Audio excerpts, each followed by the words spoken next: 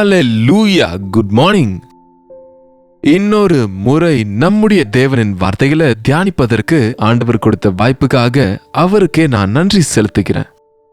எங்கெங்கேயோ இருக்கிற நாம ஒன்றாக சேர்ந்து ஆண்டவருடைய வார்த்தைகளோடு நாளை தொடங்குவது எவ்வளவு பெரிய பாக்கியங்க.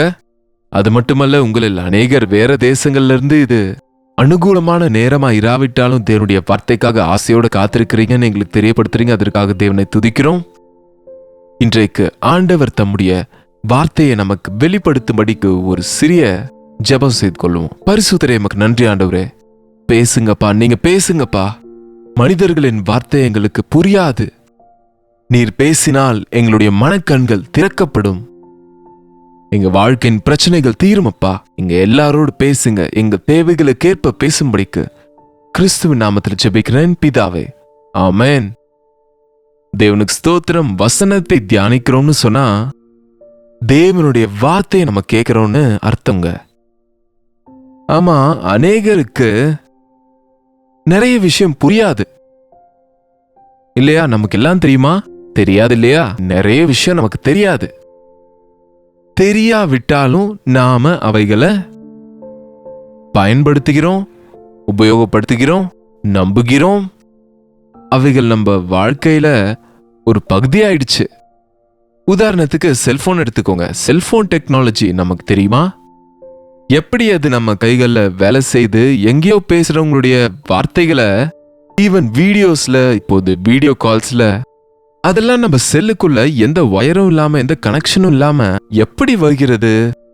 இவ்வளவு சின்ன செல்போன்ல இவ்வளவு இன்ஃபர்மேஷன் எப்படி இருக்கு என்பது நமக்கு புரிகிறதா? எனக்கு புரிந்தால் ஒழிய, எனக்கு எக்ஸ்பிளனேஷன் கொடுத்தா ஒழிய, இதெல்லாம் எப்படி நடக்குதுன்னு எனக்கு சொல்லுகிற வரைக்கும் நான் செல்போனை பயன்படுத்த மாட்டேன். வேணா எனக்கு செல்போன் சொன்னீங்கன்னா நஷ்டம் யாருக்கு? யாருக்குங்க? அநேகர் இந்த பிரச்சனையில இருக்கிறாங்க. தேவனை நம்பிக்கோங்கன்னா நம்பணுமா? எதற்கு? தேவன் இருந்தா எனக்கு முன்பாக வர சொல்லுங்க, ப்ரூவ் பண்ண சொல்லுங்க. தேவன் இருந்தா எனக்கு இதை செய்ய சொல்லுங்க, இவைகளை செய்ய சொல்லுங்க. இதெல்லாம் நடந்தா நம்புறேன். தேவன் எப்படி இருப்பாரோ சொன்னா நம்பிக்கொள்றேன். எங்க இருப்பாரோ சொன்னா அப்பதான் நம்புவேன்னு சொல்லி அநேகர் இன்றைக்கு வாதம் செய்யறாங்க. எவ்வளவு நேரம் வாதனை செய்தாலும், எவ்வளவு நேரம் இதை பத்தி பேசினாலும் சில விஷயம் நமக்கு புரியாது, நமக்கு எட்டாதுங்க. அட, இந்த பூமியே தன்னை சுற்றி தான் சுற்றி கொண்டு சூரியனை சுற்றி கொண்டு வருகிறது. எவ்வளவு வேகமா சுத்துதோ தெரியுமா? ஆனா கூட நம்ம எந்த அசைவும் இல்லாம அப்படியே ஸ்டேபிளா அருமையா நிக்க முடியுது. இந்த பூமியில நம்ம வாழ முடிகிறது. இது எப்படி சாத்தியம் என்று சொன்னா, விஞ்ஞான ரீதியில இதை ப்ரூவ் பண்ணலாம்.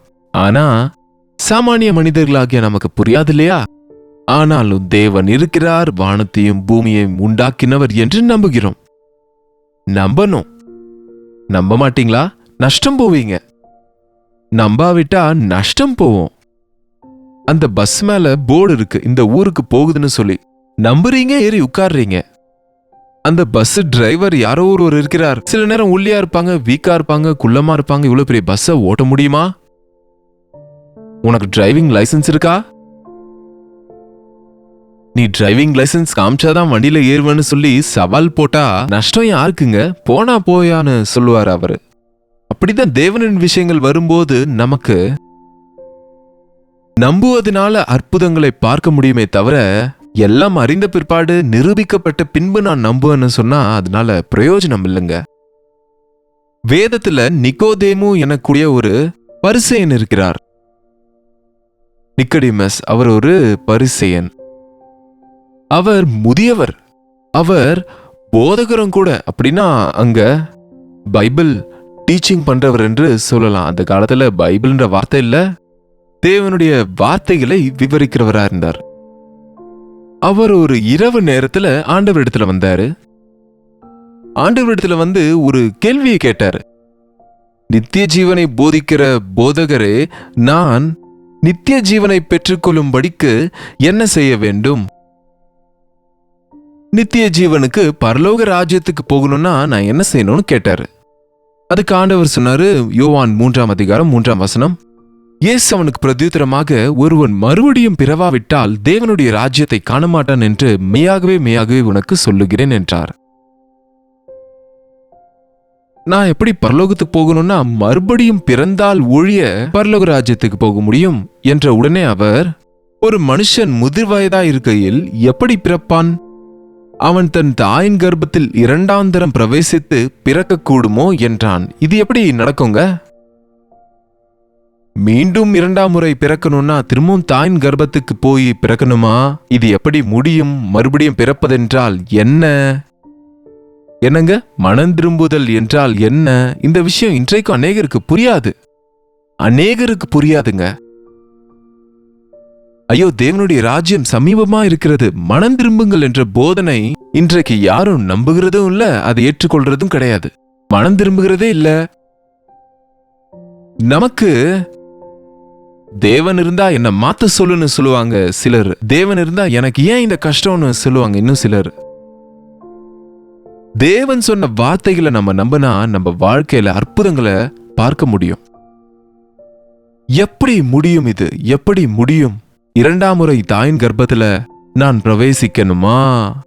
இன்னும் அங்க நிறைய டிஸ்கஷன் இருக்கு. நீங்க அதை கவனிச்சா ஆண்டவர் அதெல்லாம் விவரித்து சொன்னாலும் நிக்கோதேமு பக்கத்து ட்ராக்லயே தான் இருக்கிறாரு. அதுதான், சரீர மனதுள்ளவர்களுக்கு ஆவிக்குரிய காரியங்கள் புரியாதுங்க.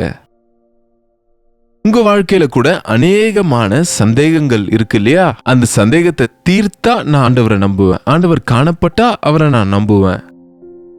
என்னங்க சிலர் இப்படித்தான் அவங்க வாழ்க்கையில ஆழமான ஒரு தேவன் மேல இருக்கிற பக்திய இருக்கிறவங்களாக இல்லாம, தேவனோடு ஆழமான உறவு இல்லாம வண்டியை ஓட்டி கொண்டு இருக்கிறாங்க. நமக்கு இந்த உலகத்துல அநேக விஷயங்கள் புரியாதுங்க. நான் அடிக்கடி சொல்லுவேன், ஒரு கருப்பான மாடோ எருமையோ ஏதோ ஒண்ணு, ஒரு கருப்பான எருமை பச்சையான புல் தின்று வெள்ளையான பாலை எப்படி கொடுக்குது? யாராவது இதை விவரிக்க முடியுமா? அவ்வளவுதாங்க. எவ்வளவோ இருக்கு. டிவி எப்படி ஒர்க் ஆகுது, செல்போன் எப்படி ஒர்க் ஆகுது நமக்கு தெரியாது. அது எப்படி வேலை செய்தோ நமக்கு அதை பத்தி படிச்சவங்களுக்கு அது புரியலாம், ஆனா நமக்கு புரியாது. ஆனா அதை நம்ம பயன்படுத்துறோம். அது எப்படி வேலை செய்தோ சொல்ற வரைக்கும் அதை நான் வாங்க மாட்டேன்னா உங்களுக்கு தான் நஷ்டம். தேவன் இருக்கிறார்னு நிரூபிக்க சொல்ல அது வரைக்கும் நம்ப மாட்டேன். மறுபடியும் பிறக்கிறது எப்படி என்று ஒரு நல்ல லேபுக்கு கொண்டு போய் எனக்கு விவரிக்க சொல்லுங்க, அப்பொழுது நான் மீண்டும் பிறப்பேன் என்பது போல மனுஷன் அறியாமையில இருக்கிறாங்க. எல்லாவற்றையும் சந்தேகப்படுகிறவன் எதையுமே சாதிக்க முடியாதுங்க. இந்த சந்தேகம் என்பது ஒரு பிசாசனுடைய எந்திரம்ங்க, கருவி. சாத்தான் நம்மை சந்தேகப்படுத்துவான். ஒவ்வொரு விஷயத்திலையும் சந்தேகப்படாதீங்க, பயப்படாதீங்க, கலங்காதீங்க, பதட்டப்படாதீங்க. எத்தனை முறை இந்த வார்த்தைகளை ஆண்டவர் வேதத்துல சொல்லியிருக்கிறாரோ. சந்தேகப்படாதீங்க, கலக்கப்படாதீங்க, பதறாதீங்க, பயப்படாதீங்க, சோர்ந்து போகாதீங்க. இந்த ஐந்து காரியங்களும் உங்களை அடிக்கடி கலக்கப்படுத்துதுன்னு சொன்னா நீங்க பிசாசின் கைகள்ல நொறுக்கப்படுறீங்க. விசுவாசத்தோட அவைகளை எதிர்க்க முடியல உங்களால. நெகட்டிவ் திங்கிங், எதிர்மறையாக ஆலோசிப்பதுதான் பிசாசினுடைய காரியங்க. ஆண்டவரை விசுவாசிக்கிறவன் பாசிட்டிவா திங்க் பண்ணுவாங்க. என் ஆண்டவர் இருக்கிறார், என் ஆண்டவர் பலப்படுத்துவார், அவர் ஜெபத்தை கேட்பார், என் ஆண்டவர் எனக்கு உதவுவார், என் ஆண்டவர் என் கண்ணீரை துடைப்பார், என் ஆண்டவர் எனக்கு ஒரு அற்புதத்தை செய்வார். எப்படி செய்வாரோ எப்போ செய்வாரோ எனக்கு தெரியாது, ஆனா நிச்சயமா செய்வார்னு நம்பி பாருங்க. உங்க வாழ்க்கை முழுவதும் கூட அற்புதங்கள் நிறைந்ததா தான் இருக்குங்க. நிக்கோதேமும் அவ்வளவு பெரிய போதகனா இருந்தும் ஆண்டவர் சொல்லுகிற ஆவிக்குரிய விஷயங்கள் புரியலங்க. ஆமாங்க, நம்ம இன்னும் சரீரத்துல தான் இருக்கிறோம், ஆனா மாம்ச மனதோடு இருக்கிறவங்களுக்கு ஆவிக்குரிய விஷயங்கள் புரியாதுங்க. இந்த உலகத்தாருக்கு ஆண்டவர் விஷயம், ஆண்டவர் பிள்ளைங்க விஷயம் புரியாது. இன்றைக்கும் ஆண்டவருடைய ஊழியம் செய்யறோம்னு சொன்னா உலகத்துல இதை வியாபாரமா பாக்குறாங்க. இது தேவ அன்பு பலவந்தப்படுத்துகிறதுனால என்று புரிய மாட்டேங்குது. தேவனுடைய வார்த்தையை சொல்லணும், சுவிசேஷத்தை ஏன் பிரசங்கிக்கணும், மதம் மாற்ற நினைக்கிறாங்க. ஆனால் சுவிசேஷத்தை பகிர வேண்டிய பாரம் எங்கள் மீது சுமத்தப்பட்டிருக்கிறது. இலவசமாய் சுவிசேஷத்தை பகிர்வதே என்னுடைய சம்பளம் என்பது போல இன்றைக்கும் தியாகத்தோடு கஷ்டங்களை சகித்துக்கொண்டு எல்லாவற்றையும் விட்டுட்டு ஆண்டவருக்காக ஜீவிக்கிறவங்க இருக்கிறாங்க.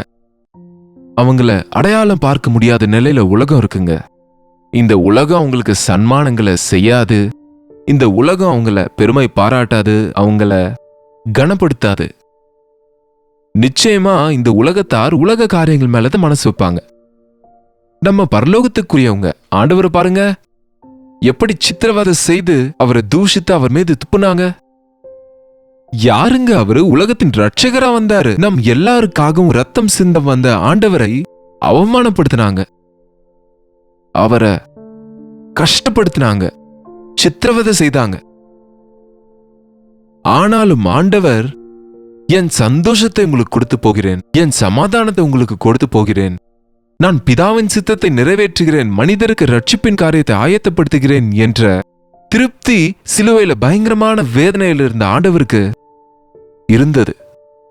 இன்றைக்கு நம்ம ஆண்டவர் நிமித்தமா சின்ன சின்ன கஷ்டங்கள் நஷ்டங்கள் வரும்போது தேவன் இருந்தா ஏன் இப்படி எனக்கு நடக்கணும்னு சோர்ந்து போறோம் தவிர, ஆண்டவரை அவ்வளவா அவமானப்படுத்தும் போதும் நீ ராஜாவா என்று பிலாத்து கேட்டபோது, ஆம் நான் ராஜாதான், ஆனால் என் ராஜ்யம் இந்த உலகத்துக்குரியது அல்ல. இந்த உலக சம்பந்தப்பட்ட ராஜ்யமா இருந்தா என்னை சுற்றி உலகத்தார் வந்து என்னை விடுவித்திருப்பாங்க. ஆனா என்னுடைய இது பரலோக ராஜ்யம். ஆமாங்க, நம்ம பரலோக ராஜ்ய வாரிசுகளாக இந்த உலகத்துல வாழுறோம். ஞாபகம் வச்சுக்கோங்க, நம்முடைய குடியுரிமை பரலோகத்தில் இருக்கிறது. இதோ புதிதாக திரும்ப நம் குடியுரிமையை குவெஸ்சன் பண்றாங்க, ரிவிஷன் செய்யறாங்க, ரெனியூ பண்றாங்க. ஏதோ காமன் எல்லாரும், எல்லா மாநிலத்தார், எல்லா மொழி, எல்லா சூழ்நிலையில இருக்கக்கூடிய ஜனங்க பாரதர்களாதான் அவங்கள சொல்ல வேண்டும். இந்த குல மத பேதங்கள் இருக்கக்கூடாதுன்னு நினைக்கிறாங்க. அது நல்ல விஷயம்தான். ஆனா அதுல இருக்கிற கெட்ட நோக்கம் என்னன்னு நமக்கு தெரியாம இருக்கலாம். பைபிள் சொல்றது அதுதான், நம்ம எல்லாரும் சமானம், ஜாதி குல மத பேதங்கள் இல்லை, ஏழை பணக்கார வித்தியாசங்கள் இல்லை, ஆண் பெண் என்ற பேதங்கள் இல்லை, கிறிஸ்துவுக்குள்ள நம்ம எல்லாரும் சரிசமம். ஆனா இந்த உலக சம்பந்தப்பட்ட காரியங்களுக்காக இந்த வித்தியாசங்கள் பயன்படுத்தி மனிதன் இந்த உலகத்துக்கே அந்த அந்த லாபத்துக்காக தான் முயற்சி செய்கிறான். ரேஷன் கார்டு வேணும்னா ரேஷன் கார்டு வேணும். பேங்க்ல நீங்க ஒரு அக்கௌண்ட் ஓபன் பண்ணணும்னா உங்களுக்கு ஆதார் கார்டு வேணும். மற்ற தேசங்களுக்கு போகணும்னா பாஸ்போர்ட் வேண்டும். என்னங்க, அப்புறம் அதற்கு தான் உங்களுக்கு ஆதார் கார்டு. இதோ நான் இந்தியன் என்று நீங்க நிரூபிக்கிறதுக்காக. நாம இந்த உலகத்துல நாம இந்தியன்ஸா இருந்தாலும், அமெரிக்கன்ஸ் ஆனாலும், ஆஸ்திரேலியன்ஸ் ஆனாலும், ஆப்பிரிக்கன்ஸ் ஆனாலும், இந்த உலகத்துல எந்த மொழி எந்த ஜாதிய ஆளாக இருந்தாலும் தேவனுடைய சாயல்ல செய்யப்பட்டவன் தான் கிறிஸ்துவின் ரத்தத்தின் மூலமாய் விமோட்சிக்கப்படும்படி ஆயத்தப்படுத்தப்பட்டவங்க தான் ஆண்டவர் வரும்போது அவருடைய ராஜ்யத்துக்கு நம்மை கொண்டு செல்லுவார். ஆண்டவர் செய்த போதனைகள் பரலோக ராஜ்யத்தை குறித்து பேசினார். அதனால இன்றையிலிருந்து நீங்க ஞாபகம் வச்சுக்கோங்க, இன்னும் விஸ்தாரமா உங்களுக்கு நான் சொல்ல தேவை ஒன்றுமில்ல. தேவனுடைய விஷயங்கள் வரும்போது சந்தேகப்படாதீங்க, விசுவாசம் வைங்க, தேவன் சொல்றத செய்யுங்க, தேவன் சொல்லுகிற வார்த்தைக்கு கீழ்ப்படிங்க. உங்களுக்கு புரியலன்னா அவரையே கேளுங்க, இன்னொருத்தர்கிட்ட போக தேவையில்ல. புரியும்படிக்கு சொல்லுவார் நம்முடைய ஆண்டவர். வெரிலி வெரிலி என்றால் மெய்யாகவே உங்களுக்கு நான் நிச்சயமா சொல்லுகிறேன், நிச்சயமா உங்களுக்கு சொல்லுகிறேன், நீங்க மனம் திரும்பாவிட்டால் பரலோக ராஜ்யத்துல வாரிசுகள் ஆக முடியாது. நான் உலக ரீதியான காரியங்களை சொன்னாலே நிக்கோதேமு, உனக்கு நீ இவ்வளவு பக்தி உள்ளவனா இருந்தும் உனக்கு புரியவில்லையே, நான் பரலோகத்தின் விஷயங்களை சொன்னா நீ எப்படி புரிந்து கொள்வாய்? கடைசியில் அப்கோர்ஸ் இந்த நிக்கோதேமு அவர் மனம் திரும்பினதுனால ஆண்டவரை சிலுவையில போட்ட போது அவர் அரிமத்தை யோசேப்போடு சேர்ந்து அந்த சுகந்த திரவியங்களை அவர் மேல பூசி அந்த கல்லறையில் அவரை வைத்த போது அவர் பரிமள தைலத்தை கொண்டு வந்தார். அவர் பகிரங்கமாக வெளியே வந்து ஆண்டவரை ஏற்றுக்கொண்டார் என்பது தெரிகிறது. ஆமா, இயேசு கிறிஸ்துவ நம்பினவங்க நிச்சயமா செழிப்பாங்க, நிச்சயமா ஆசீர்வதிக்கப்படுவாங்க. நம்புவது உன்னால் கூடுமானால் நம்புகிறவனுக்கு எல்லாம் ஆகும். சந்தேகப்படாதீங்க எந்த விஷயத்திலையும். ஆண்டவர் சொல்ற விஷயங்க வேதத்துல வாசிக்கும் போது இது எப்படி நடந்தது, அது எப்படி நடந்ததுன்னு, இது எப்படி நடக்கும், அது எப்படி நடக்கும் என்ற சந்தேகம் இல்லாம, ஆண்டவரே இதை புரிந்து கொள்ளுகிற விசுவாசத்தை தாங்கன்னு கேளுங்க.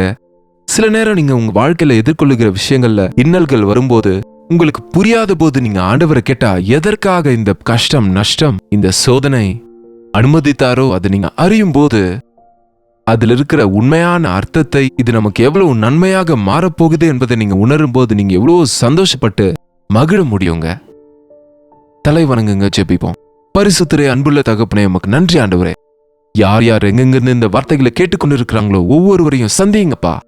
இந்த உலகத்துக்கே நாங்க உரியவர்களாக நாங்க இராமல் பரலோக ராஜ்ய வாரிசுகளா இருக்க ஆயத்தப்பட உதவி செய்யுங்க. இந்த உலகத்துல ஆண்டவரே இருக்கும்போதே மனம் திரும்பவும் எங்கள் பாவங்களை அறிக்கை செய்து விட்டுவிட்டா உம்முடைய ரத்தம் கழுவி சுத்திகரிக்கும் என்று எங்கள் பெயர்கள் அந்த ஜீவ புஸ்தகத்தில் எழுதப்படும்படிக்கு உம்முடைய பெரிய ரட்சிப்பை பெற்று உம்முடைய வருகைக்காக காத்திருக்க எங்களுக்கு உதவி செய்யுங்கப்பா. இந்த நாளெல்லாம் உம்முடைய பிள்ளைகளுக்கு நீங்க துணையா இருந்து ஆதரித்து வசனத்தின்படி வாழ அவர்களுக்கு உதவி செய்யும்படிக்கு கிறிஸ்துவின் நாமத்தில் ஜெபிக்கிறோம் நல்ல பிதாவே, ஆமென். பிதாவாகிய தேவனுடைய அன்பும் குமாரனாகிய இயேசு கிறிஸ்துவனுடைய கிருபையும் பரிசுத்த ஆவியானவருடைய அந்யோன்யமும் ஐக்கியமும் கூடி வந்திருக்கிற நம் அனைவருக்கும் இப்போதும் சதா காலமும் துணையா இருப்பதாக, ஆமென். தேவனுக்கு ஸ்தோத்திரம். உங்களுடைய ஜப விண்ணப்பங்களையும் பாரங்களையும் எங்களுக்கு 8939801234 என்ற நபருக்கு ஒரு டெக்ஸ்ட் அல்லது வாய்ஸ் மெசேஜ் மூலமா எங்களுக்கு நீங்க வாட்ஸ்அப் பண்ணுங்க. உங்களுக்காக நாங்க ஜெபிக்கிறோம். டாக்டர் ஜெயபால் யூடியூப் பேஜை லைக் பண்ணுங்க, ஷேர் பண்ணுங்க. உங்க விவரங்களை கமெண்ட் செக்ஷன்ல டைப் பண்ண மறக்காதீங்க. கர்த்தருக்கு சித்தமா இருந்தா நாளைக்கு இதே நேரத்தில் அனுதின தியான நிகழ்ச்சியில கர்த்தருடைய வார்த்தையோட மீன் உங்களை சந்திக்கிற அதோட கர்த்தருடைய கிருபை உங்களுக்கு துணையா இருப்பதாக.